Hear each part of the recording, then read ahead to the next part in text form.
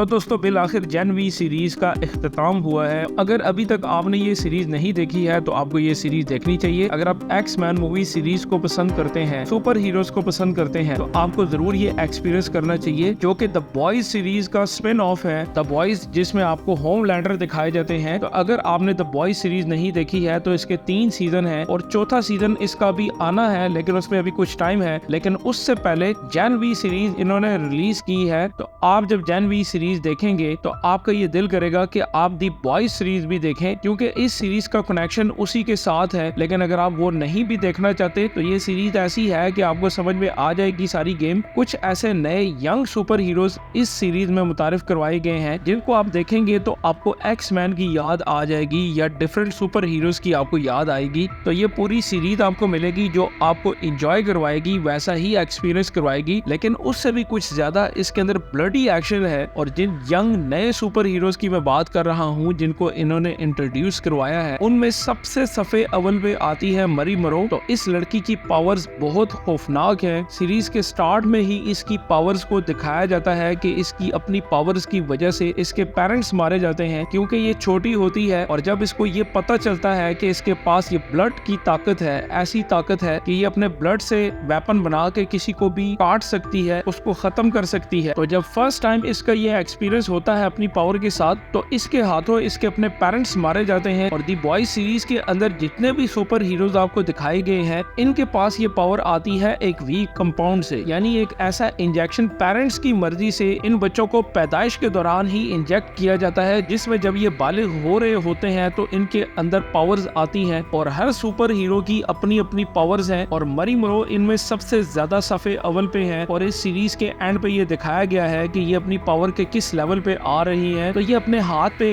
Cut लगाती है, blood निकालती है और उस ब्लड को वेपन में तब्दील कर देती है। वेन्स में दौड़ने वाले ब्लड को, यानी किसी भी इंसान के वेन्स में दौड़ने वाले ब्लड को ये कंट्रोल कर सकती है। उसके किसी भी बॉडी के पार्ट को ये ब्लास्ट कर सकती है। और ये एक ऐसी यूनिवर्सिटी दिखाई जाती है जहाँ पे इन जितने भी स्टूडेंट्स होते हैं, इनको ये बताया गया होता है कि आपकी पावर्स का इस्तेमाल करना आपको सिखाया जाएगा। गेडोल्टन यूनिवर्सिटी इसका नाम होता है, लेकिन इसके अंदर कुछ और ही काम चल रहा होता है। जिन इंसानों का ये प्लान होता है वो इन सुपर हीरोज को ही इस्तेमाल कर रहे होते हैं, इनके ऊपर एक्सपेरिमेंट कर रहे होते हैं। और इनकी जो डीन होती है शेटी, वो सीरीज के एंड पे इन सब को मारना चाहती है और एक ऐसा वायरस तैयार करती है जिनसे इन सब सुपर हीरोज को मार दिया जाए। तो वायरस तो वो तैयार कर लेती है, लेकिन एंड पे वो खुद मारी जाती है। और यहीं पे सीरीज का एंड होता है जब सुपर हीरोज का एक ग्रुप सब इंसानों को मारने के ऊपर तुल जाता है और दूसरा ग्रुप जो कि मरी मरो का ग्रुप होता है, इसके साथ इसके दोस्त होते हैं जॉर्डन और कुछ और सुपर हीरोज मिलके इनको रोकने की कोशिश करते हैं। तो बहुत से इंसानों की जान जाती है, बहुत से सुपर हीरोज भी इसमें मारे जाते हैं। और एंड पे हमको होमलैंडर की एंट्री दिखाई जाती है, जो कि आते हैं और मरी मरो और उसके दोस्त ये एक्सपेक्ट कर रहे होते हैं कि वो इनकी तरफ से होके बात सुनेंगे। लेकिन होमलैंडर का माइंड पहले से ही बना होता है, वो इंसानों को मारने वाले सुपर हीरोज को पसंद करते हैं। और मरी मरो को वहाँ पे वो बेहोश कर देते हैं अपने हीट विजन से। और मरी मरो की जब आंख खुलती है तो वो और उसके दोस्त सब एक रूम में होते हैं, एक बंद रूम में होते हैं। और वहाँ पे वो अपने पावर्स का इस्तेमाल भी नहीं कर सकते। तो यहाँ पे इस सीरीज का एंड होता है। तो अब द बॉयज सीरीज के सीजन 4 का आगाज होगा। तो जेन वी की इस स्टोरी को यहाँ से कंटिन्यू किया जाएगा। तो मरी मरो की फर्स्ट टाइम बहुत यूनिक पावर्स दिखाई गई हैं, जैसा कि अपने ब्लड को कंट्रोल करके वेपन बना के किसी को भी मार देना, या फिर किसी के कटे हुए गले से ब्लड निकलते हुए उसको वापस उसकी वेन्स में भेज देना। ये फर्स्ट टाइम ऐसा कुछ देखने को मिल रहा है कि एक इंसान मर रहा है तो मरी मरो वापस उसको हील कर देती हैं। कोई भी चीज अगर बॉडी के अंदर कोई प्लांट करेगा तो वो उसको महसूस कर लेती हैं। किसी के वेन के अंदर चलते हुए ब्लड को महसूस कर सकती हैं, उसके इरादों को समझ सकती हैं। और आगे चल के द बॉयज सीरीज में इनकी पावर्स को किस तरह से दिखाया जाएगा, तो मुझे लगता है कि ये सुपर हीरोज में बहुत ज्यादा